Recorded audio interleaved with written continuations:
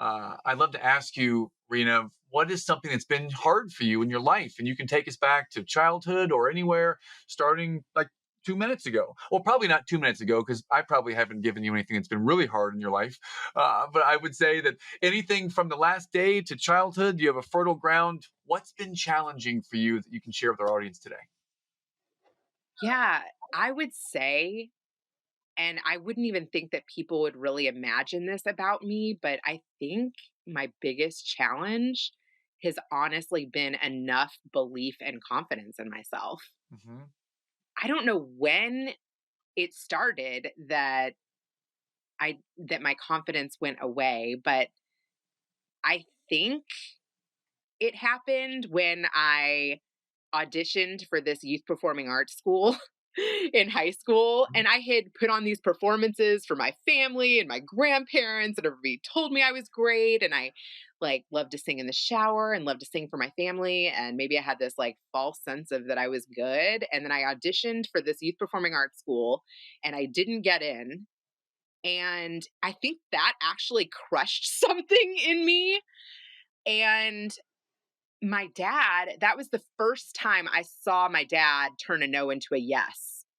He went to the head of that music department and was like, "What does she have to do to get in? Like, I'll pay for her to get music lessons and learn how to play piano and sing in a foreign language. Please give her another shot to re audition."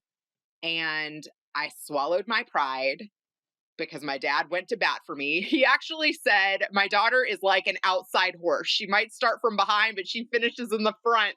Wow. Some people might be offended by that, but it was a good old Kentucky line, you know? And I was like, yeah, dad. Um, and so I took music lessons and I swallowed my pride and I re auditioned and I did get in, which, yay. Like I really did want to go there. But here's what happened: for 4 years, I never sang out. I just wanted to blend in. I felt like everybody around me was better than me. Mm. And I looked actually back at my yearbook, and even people wrote in my yearbook, like, "Rena, like, you've got this, have more confidence in yourself." Like, other people saw that in me, that I had just not really had that intensity or had that passion or unleashed myself. Right. And my senior year, I went to school with Nicole Scherzinger, who's like now blown completely up. Hmm. She's been on every show. I think The Voice. What other show did she blow up on? She was the lead singer of the Pussycat Dolls. Anyway, she took me into the music closet and she was like, "Rena, this is the day when all the colleges come to the school and you can audition and you can get a scholarship to college." She was like, "I've seen you. I'm going to sit in the front row. I'm going to bob my head." She totally affirmed me. I sang to her and I ended up getting 2 offers, full rides to college. Wow. Wow. Yeah. Yeah. And that, I feel like too has been like, that's what my dad does for me now. Like now he's that encourager. But I think in order to have confidence, I think in order to be a good entrepreneur, I think to be able to be a risk taker, it all really boils down to self awareness, self love, having encouragement. Mm. And I feel like by creating a podcast, by creating my own business, by taking risks, by doing things I didn't think that I could do. I mean, I stayed in that program for 4 years when I wanted to quit every day. I wanted to quit every freaking day, but I couldn't let my dad down. I couldn't let myself down, and I completed it. And even though I didn't end up like becoming a vocal music major or staying at that school that gave me the scholarship, I transferred to Purdue. Um, yeah, I feel like I have gotten confidence more so from grit, Mm. from repetition, from sticking with things, from being committed. Mm. Yeah. So you went to that place where you were rejected. Your dad turned the no into a yes. You hated every day of Yeah. that, and you wanted to quit all the time, but you didn't want to let your dad down. And then Nicole pulls you aside in the music closet and says, "Listen, affirmative, affirmative. I'm going to sit there." You had another person there that believed in you, and you got the 2 full ride offers. And Yeah. this is the turning point where you start to regain that confidence. Okay. Exactly. Okay. Wow, that is such a good way of summing that up. Yes, that is it. You got it. Well, just your whole path there. I think so many of us are can be in a place where we get rejected and we just stop. But you had someone in your corner and you didn't want to let them down. So you had a little bit of a support system there. And then you had someone else come and tell you you can do this. And they supported you. And then you did it. And now you've got the confidence. Where did you take the confidence after you went to Purdue, you did the music? Where did that lead you next, Rena? Yeah, it led me to Jerry Springer, Mm, to be honest. And I even connect those stories because I got rejected again at WGN. And had I not faced a rejection, I might not have had my eyes open to that flyer opportunity that was in the same courtyard. I might have just hopped back in my car and drove home. wow. But I paused and was like, let me call my dad. What do you think about this? Hey, you're a fan of the show. I'm a fan of the show. Here's another opportunity. I think I'm going to stay here for a minute. Mm, Right? yeah. Yeah. Well, you tell me, what are some of the basic or the core skills that you developed and honed in your first role right there with Springer that you're now using in your entrepreneurial ventures?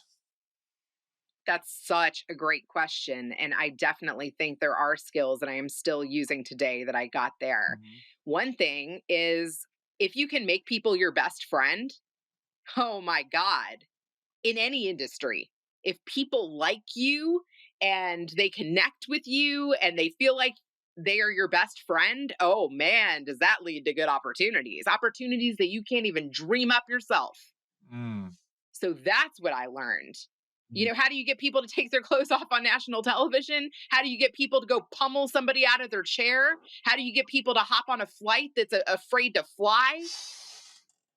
A lot of those people came because they wanted to meet me and Jerry. Mm, fantastic. Wow. Well, so that's a skill that you use today, and I feel it because instantly I felt a connection, and it was so easy to talk with you. So I loved it. Uh, on a scale of 1 through 10, let's talk about the word intensity for a moment. On a scale of 1 through 10, no intensity at all, kind of out there is a 1, and 10 is like super intense and focused all the time. Uh, if the average person is a 5, right there in the middle, where are you on the scale of intensity? Oh man, I'm definitely closer to a 10. And some people can't handle all of that intensity, actually. Mm-hmm. That's Mm-hmm. probably another challenge that I've had to overcome or to tone down. Because if you work for somebody that wants the spotlight and they don't want you in the spotlight, or they want you to play second fiddle, or they want you to just be behind the scenes, Mm-hmm. you have to know your customer, right? Mm-hmm. Yeah, well, when it comes to intensity, I felt that you mirror an excellent intensity. I think it's the right level for me at least. I love it. It's direct, it's clear, it's transparent, it's fast, to the point, and loving. I mean, it's got all the facets to it, and I wonder where that has served you in your entrepreneurial ventures, and where it may have been a kind of a place where you had to dial it back just a little bit, if you did.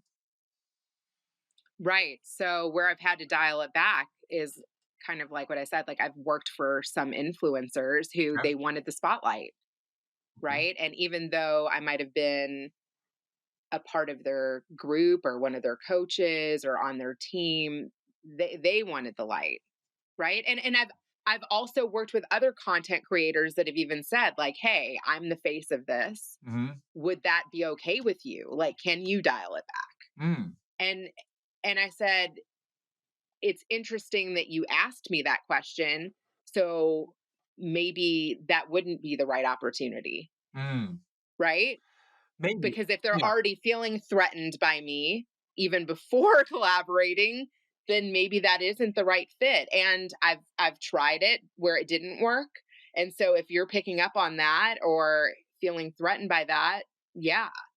So Yeah. that is Well, interesting. a definition in my mind, and I'm not an influencer yet. Maybe I influence a few people, but I would say this: that the definition of influencer is someone who influences someone who's supposed to be the face or supposed to be the person doing the influencing. And if I can hire someone as an influencer, if I can hire someone who may have a super strong personality and intensity that helps me in my career, that gets me to where I want to go, that would be positive, would it not? I don't understand why, if you're so intense or so focused, if you're aligned towards where they want to go and your intensity is aligned with them, I don't know why they would be challenged by you. It seems like you could help them a whole lot and Or be a great threatened by catalyst. that. I Yeah. don't know. Uh, What else is interesting too? I mean, look at Gary Vee. He's totally out there with that high energy and yeah. with the cursing, and sometimes he makes a PG version and an R-rated version. But like when I moved to LA, even from Chicago, I had people tell me that, you might want to take Jerry Springer off your resume,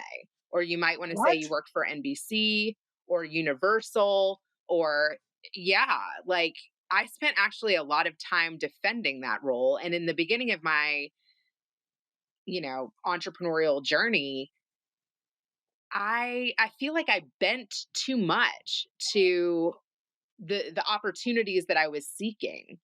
I feel like now I'm like, hey, if you don't like that part of me, that's who am, and that's what I'm proud of. And no, I'm not going to take that off my resume. I'm not going to take that off my LinkedIn. If you want me to operate from your account and be you, I'm totally happy like doing that. But I'm not going to change who I am to fit you. That does sound like some Gary Vee stuff right there. You got to be you. People are going to love you or not love you, but you got to be you. Totally you. And I feel that you are Yeah. you, and I love it. So Thank that's good. you. Yeah. I do feel like that comes with confidence though.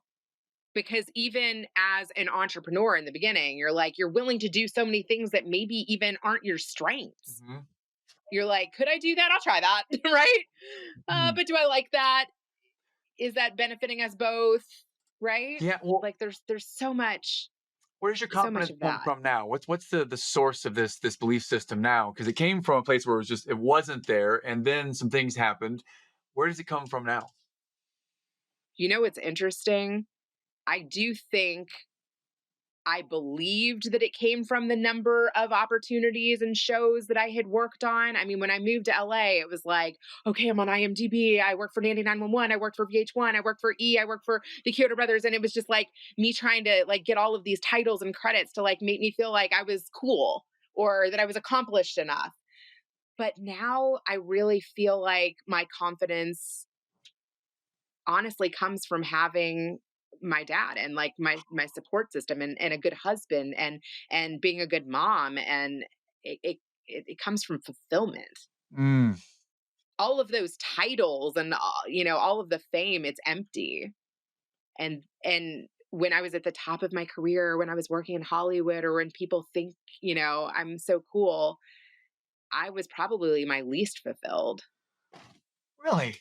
Hmm. But now Yeah. the support system is there, and you're doing you for you. Uh, Yes, that feels way better. yeah.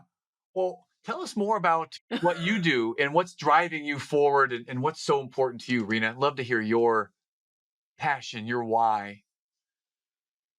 Oh man. I mean, I did an interview last night with a guy, Casey Stubbs. I'm going to give him a shout out. And his whole podcast is around investing. He talks about Bitcoin and crypto and Forex and trading. I was like, I don't know what I'm going to talk to this guy about. I was like, I am not able to even go there whatsoever. Mm, But then I was like, he's a dad of 9. I'm a mom of 4. I was like, how does he teach his kids to invest in themselves?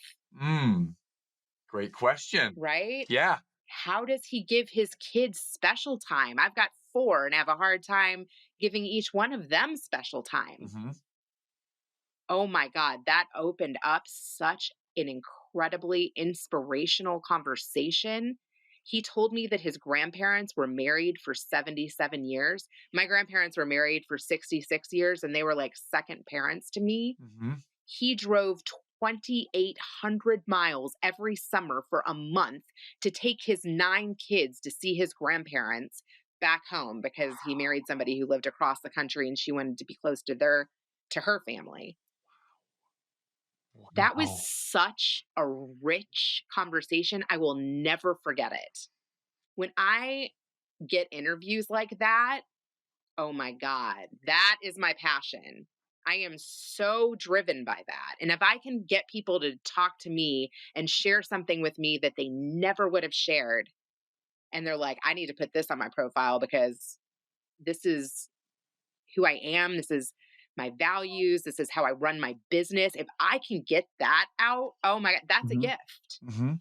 You know what Absolutely. else he ended the whole conversation with? He said, I went camping by myself, which can you imagine? You've got 9 kids and your wife lets you go camping. I'm like, oh my God, when was the last time you were alone? Brave. Right? Yeah. And he said, while I was on that camping trip, I thought about each one of my children, what their gifts were. And I wrote them each a letter telling them their gift and what I saw that what their gift was from their father. Oof. Imagine if you told 5 people today the gifts that you saw in them.